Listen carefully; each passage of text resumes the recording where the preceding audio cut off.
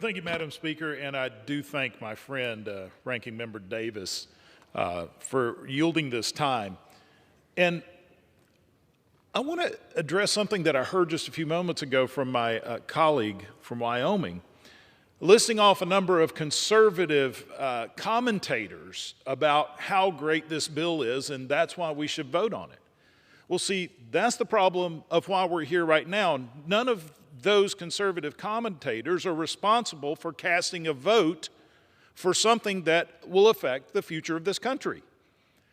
You see, we're here now making a decision now on this issue when we should have been included in this process all along. And I'm not calling to question whether this bill is good or whether this bill is bad. What I'm saying is we have not been involved in this process, and we're being told to just take the word of someone because they call themselves a conservative commentator. But it's those of us here that have been elected by the people of this nation that are given the responsibility to analyze these things, to work together in a bipartisan manner to come up with what is the best solution for this nation. But that is not where we are.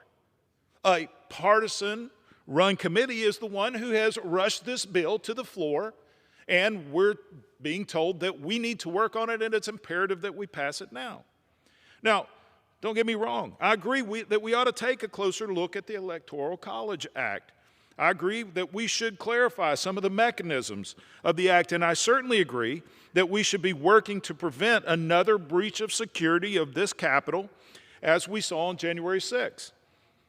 With all that said, we can't afford a one-sided no compromises discussion crafted by a partisan select committee, which is what we're being presented with this bill, at least from the perception that we have at this moment. So my question is, why now? Why has the January 6th committee chosen this moment to pursue this legislation instead of working together in a true bipartisan manner, engaging Republicans and Democrats together in a broader perspective?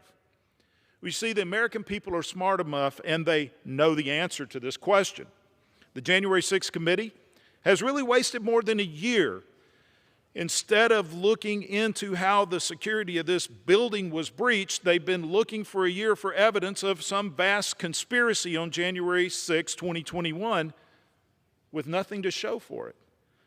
They've spent days falsely accusing myself and some of my other colleagues of wrongdoing in the days prior to the January 6 incidents without producing any substantial evidence to back up their claims. Why? Because it doesn't exist. Now, with midterm elections looming and the prospect of a new majority in the House and the Senate, they feel they need to justify the time they've wasted by inserting themselves into what was once a bipartisan, bicameral discussion of Electoral Count Reform Act. In the meantime, House Republicans have taken concrete steps to promote confidence in elections at every level of government. We've introduced legislation that would reaffirm states' constitutional sovereignty over elections rather than trampling it.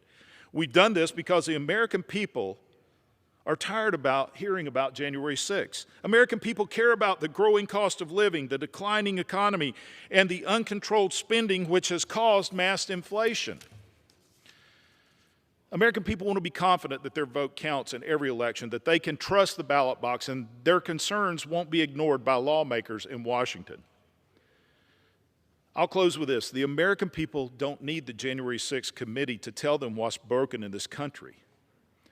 They look at their declining paycheck, the rising cost of groceries, and they see this body focused on the past instead of correcting their future.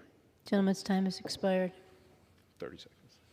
I'd like to yield an additional 30 seconds to the Gentleman is recognized for 30 seconds. And they see that this body and its reckless spending is why we have record inflation at this moment. For that reason, I encourage my colleagues, vote no on the Presidential Election Reform Act, and then let's work together on something that will work for the American people. Thank you, Madam Speaker, and I yield.